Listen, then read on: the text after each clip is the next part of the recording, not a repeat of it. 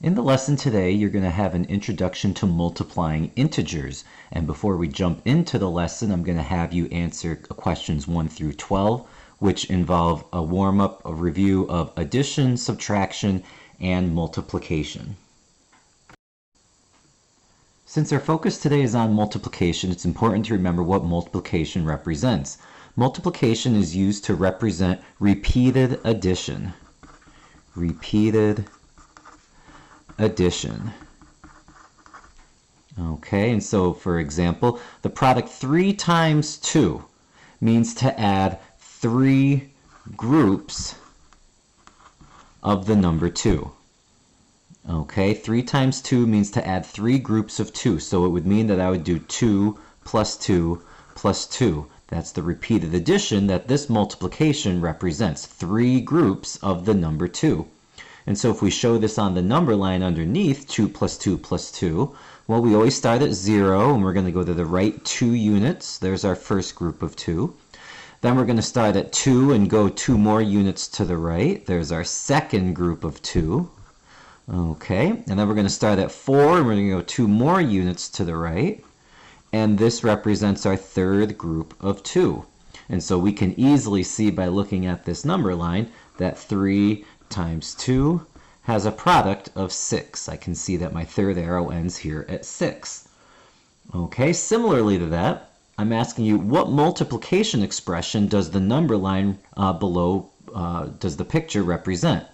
And so if I look at this, I see that I've got 3 groups here, and each group is 4 units long. Okay, this is a group of 4, this is a group of 4, and this is a group of 4. And so if I wanted to represent this with multiplication, all right, just like I had up here, 3 times 2 meant to add 3 groups of 2. Well, here I have 3 groups of 4 that I'm adding together. So the multiplication problem would be 3 times 4. And we can see our product right here is going to be 12. In example A, it says to show 4 times negative 2 on a number line. And before that, we're going to tell what 4 times negative 2 means. Okay, and so if we look at the examples that we had up above, okay, the first number represented the number of groups. There were 3 groups in this example. Okay, so this number right here represents the number of groups. So I'm going to have 4 groups. Okay, and then the second number in the problem tells the size of each group. In this case, there were 3 groups of positive 4. Well, down here, it's going to be 3 groups, or excuse me, it's going to be 4 groups, and each one is going to be size negative 2. Now, you might be asking yourself, well, how can the size be negative? The size itself isn't going to be negative. The size is going to be 2 on each group, but it's going to go to the left this time because it's a negative number. So this is going to mean to add 4 groups of negative 2. Add 4 groups of negative 2, and that's what I want to show on my number line here. So I'm going to start at 0, and my first group of negative 2 is going to take me 2 units to the left. There's my first group of negative 2. My next group is going to take me from negative 2 more units to the left.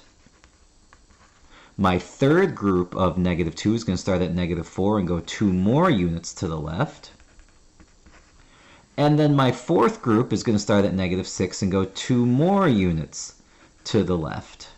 Okay, and so if I extend this number line down here, okay, I can see that this is going to end at negative 8. And so I know that 4 times negative 2 is going to have a value of negative 8. Okay, this is similar to 4 times 2. 4 times 2 is 8. 4 times negative 2 is going to be negative 8. In example B, they ask us to show 2 times negative 3 on the number line. And again, we're going to answer, what does the product of 2 times negative 3 mean? Okay, so this multiplication problem means that we're going to add 2 groups of negative 3. Add 2 groups of negative 3. Again, the first number represents how many groups we have, and then the second one represents the number that each group is going to represent. So we're going to add 2 groups of negative 3. So we're going to start at 0, and our first group is going to take us 3 units to the left, ending at negative 3. Our second group is going to end at start at -3 and end 3 units to the right at -6. There's our second group. So I can see that 2 times -3 is equal to a -6. And again, this is similar to 2 times 3. 2 times 3 is 6. 2 times -3 is going to be -6. Back when we learned addition, we talked about the commutative property. The commutative property of addition states that you can add numbers in any order and you still get the same answer, like 2 plus 3 and 3 plus 2, each time we get 5. Is multiplication a commutative operation? And the answer to that, of course, is yes, that is a commutative operation. And we can think about that and by proving it on a number line. So think of a multiplication problem. If I did 4 times 2, or if I did 2 times 4. Either way, I should get the same answer. 4 times 2 means that I need 4 groups of 2. So I'm going to have a group of 2 starting at 0 and going 2 units to the right. There's my first group of 2. There's my second group of 2. There's my third group of 2. And there's my fourth group of 2. 4 groups of 2 gives me an answer of 8. 4 times 2 is 8. 2 times 4 means that I'm going to have 2 groups of 4. So my first group is going to start at 0 and go 4 units to the right. There's my first group of 4. My second group of 4 starts at 4 and ends 4 units to the right, which is also at positive 8. So 4 times 2 is the same as 2 times 4. The commutative property also works for multiplication. Now it's important to realize that the commutative property also works for multiplication, because if we look at these multiplication problems, like this example, -5 times 6, we said that the first number was going to represent the number of groups, but we can't have a negative number of groups. But since multiplication is commutative, I can reverse this. -5 times 6 is the same as 6 times -5. And I could have 6 groups of -5. 6 groups of -5, if you envision that on the number line, we're going to be moving to the left 5 units each time. Okay, so this is going to give me an answer of -30. 6 times 5 is 30. 6 times -5 is -30. 9 times -4, 9 groups of -4. Again, we're going to be moving to the left on the number line each time.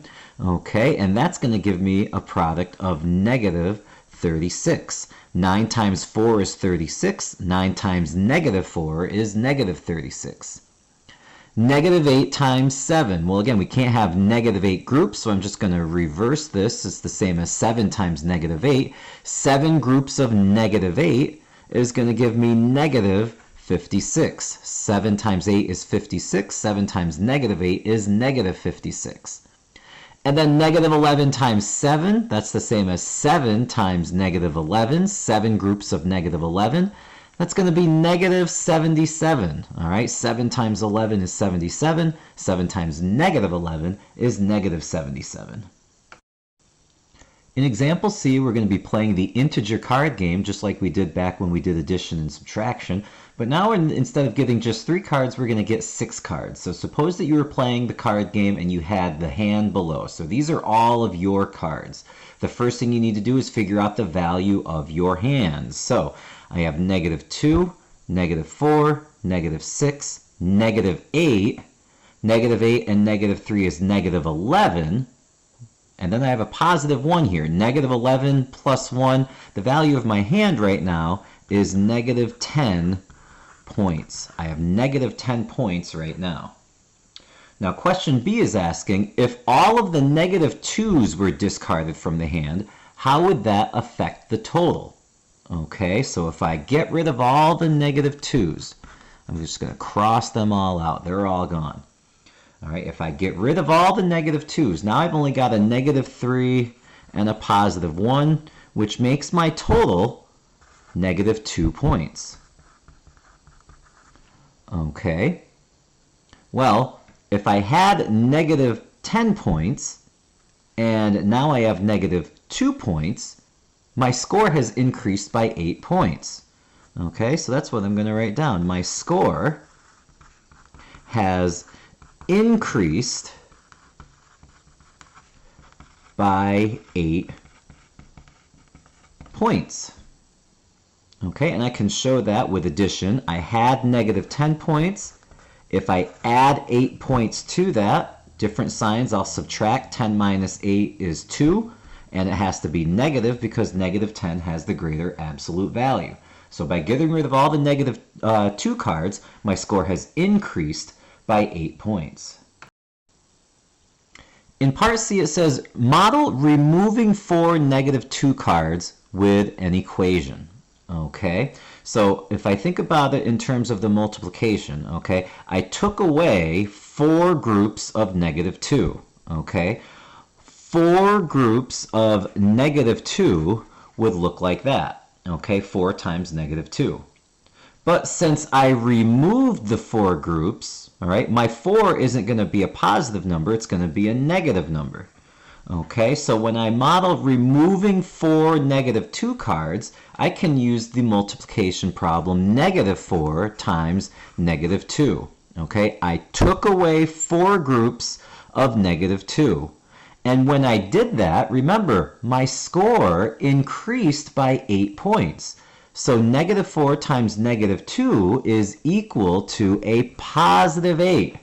A negative 4 times a negative 2 is equal to a positive 8. And I can show that on the number line underneath. Okay, I'm going to remove 4 groups of negative 2. Okay, and if you remember, all right, I started at negative 10. So I'm actually going to start my first problem down here. I'm at negative 10. If I take away just one of the negative 2 cards, so if I come back up here, okay, if I get, remember, this is equal to negative 10.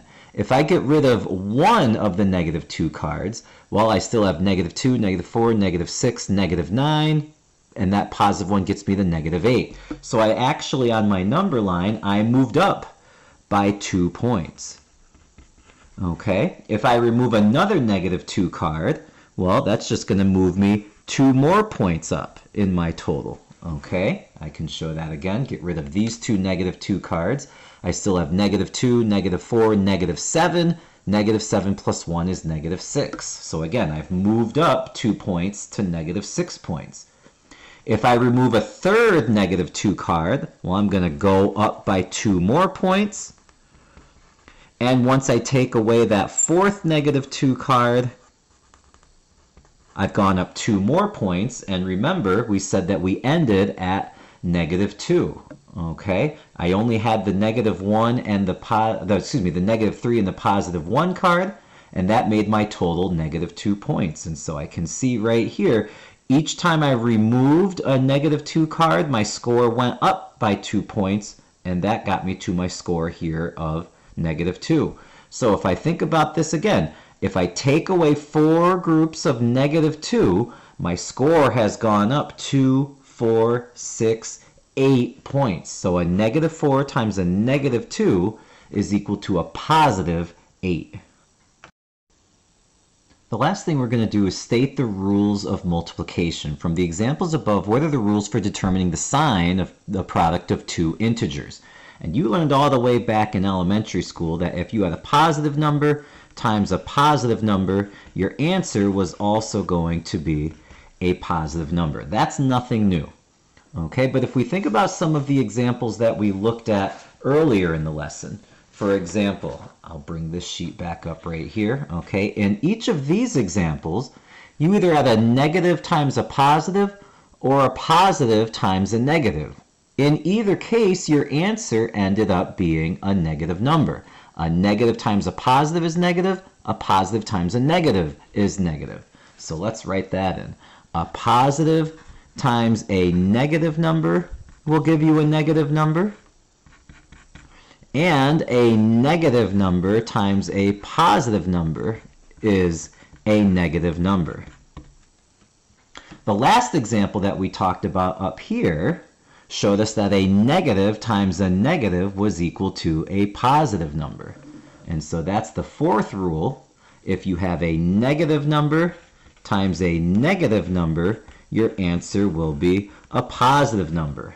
Okay, and so we can think of it this way. If your signs are the same, your answer is positive. If your signs are different, your answer is negative.